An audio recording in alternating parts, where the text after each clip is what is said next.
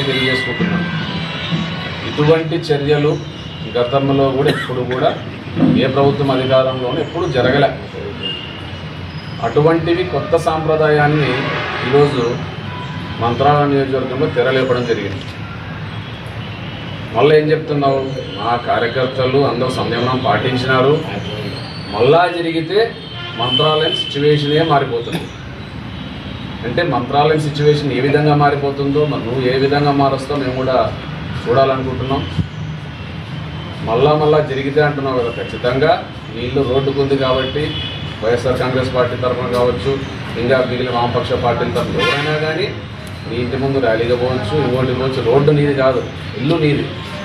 నీవు అటువంటి వాడు ఇంటి ముందు పోకుండా కొంచెం లోపలికి కట్టుకోవాలా, లేకుంటే అటువంటివన్నీ చూసి చూడట్టు వెళ్ళిపోవాలి. రోడ్లో ఉన్నావు కాబట్టి నువ్వు ప్రతిదానికి నీ ఇంటి ముందు వచ్చినట్టు కొడతాము, చూస్తాము, భయభ్రాంతికి గురి చేస్తామంటే భయపడే వాళ్ళు ఎవరు లేరు. ఇక్కడ కూడా చేతులు గాజులు తడుకొని కూడా ఎవరు లేరు. మళ్ళీ ఏం చెప్తున్నావు, ఆ విషయాన్ని నువ్వు ఖండించకపోగా ఈ విషయాన్ని ఇంత పెద్ద ఎత్తున ఒక వాహనాన్ని తగిలిపెట్టి, ఒక మోటార్ సైకిల్ తగిలిపెట్టి ఇంత దాడులు చేసి నీ వాళ్ళని నువ్వు ఖండించకపోగా చేసిన తప్పుని సమర్థిస్తూ మళ్ళా వచ్చి నువ్వు ప్రెస్ మీట్ ఇవ్వడం జరిగింది. ఏమని, బాలనాగిరెడ్డి గారు ఇటువంటివి నా ఇంటి ముందు వెళ్తున్నప్పుడు తెలుగుదేశం పార్టీ నియోజకవర్గ ఇన్ఛార్జ్ ఇంటి ముందు వెళ్తున్నప్పుడు నా ఇంట్లో కార్యకర్తలు ఉంటారు, నాయకులు ఉంటారు, ఎంత జాగ్రత్తగా నువ్వు తీసుకోని తెలీదా, మీకు దాదాపు 60 సంవత్సరాలు వచ్చినాయి అని చెప్పడం జరిగింది. మరి ఆయనకు 60 సంవత్సరాలు వస్తే కనీసం 50 సంవత్సరాలని వచ్చింటాయి. మరి 60 సంవత్సరాలు నీకు 50 సంవత్సరాలు వచ్చినాయి కదా, నువ్వు ఇన్ని సంవత్సరాలు మీ నాయన తప్పు నుంచి రాజకీయం చేస్తున్నావు కదా.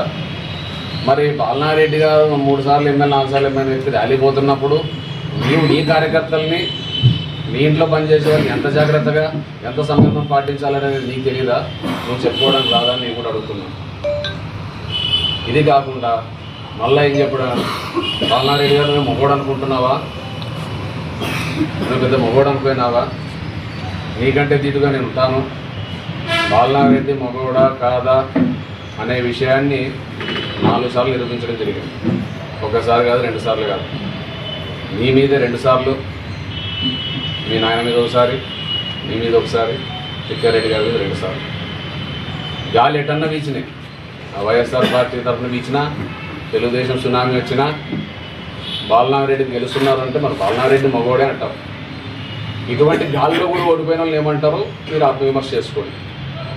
సారిగా ఆ మాట నువ్వు మగోడా నిరూపించినాను, 4 సార్లు నిరూపించి మళ్ళీ ఇంకోసారి నెక్స్ట్ ట్రైల్ ఉంది కదా 2029లో నిరూపిస్తాం మగోడా కాదా అనేది.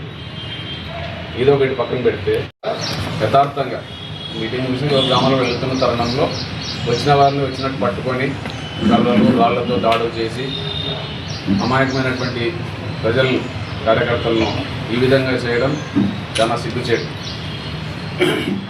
ఎందుకంటే ఆ రోజు మీటింగ్ ముగించుకొని వచ్చినారు, సరే నీ ఇంటి ముందు ఏదో జరిగింది అనుకుంటున్నావు కదా, నువ్వు ఊహించుకుంటున్నాను నన్ను అన్నారు లేదని. నీ ఇంటి దగ్గర సీసీ కెమెరాలు ఉన్నాయి, తీసి దాంట్లో ఎవరి తప్పు ఉందో డిపార్ట్మెంట్ వరకు ఇస్తే వారిని సరిచేసే పద్ధతిలో వాళ్ళు మాట్లాడుతుంది, వాళ్ళు దాన్ని క్లోజ్ చేస్తుంది. అటువంటిది కాకుండా తిరిగి దాడి చేయడం చాలా సిగ్గుచేయడం, చాలా చేతగాని వ్యవహారం అంటారు. నువ్వేమొచ్చి కోసిల్లో వచ్చి కొట్టలే, మీ ఇంటి ముందుకు వచ్చిన అమాయకుల్ని నువ్వు బీసీల మీద అంత ప్రేమ చూపిస్తున్నావు, కొట్టింది కూడా బీసీలనే. బీసీ కూతురు సంబంధించిన వ్యక్తి కురువుల్లో బీసీలు, మళ్ళీ సూగురు సంబంధించిన ఎస్సీలని బీసీలని, అట్లా రకరకాల అన్ని విధంగా వచ్చిన వాళ్ళందరినీ కొట్టడం జరిగింది. కాకేల గ్రామానికి వచ్చిన వాళ్ళని బీసీలు ఎస్సీలు ఉన్న వాళ్ళని కొట్టడం జరిగింది. నువ్వు నా బీసీలు అంటున్నావు, మరి బీసీలు ఎందుకు కొట్టినావు? నువ్వు కార్యకర్తలకు వచ్చావు, పార్టీకి వచ్చిన వాళ్ళంతా మ్యాక్సిమం బీసీ ఎస్సీ మైనార్టీ సోదరులే, వాళ్ళని కొట్టడం జరిగింది. నువ్వు బీసీ అని చెప్పుకుంటూనే బీసీల మీద దాడులు చేస్తావు, అదేవిధంగా బీసీల మీద స్టేషన్లో కేసులు పెట్టిస్తావు, ఇవన్నీ కూడా చేయడం జరుగుతుంది.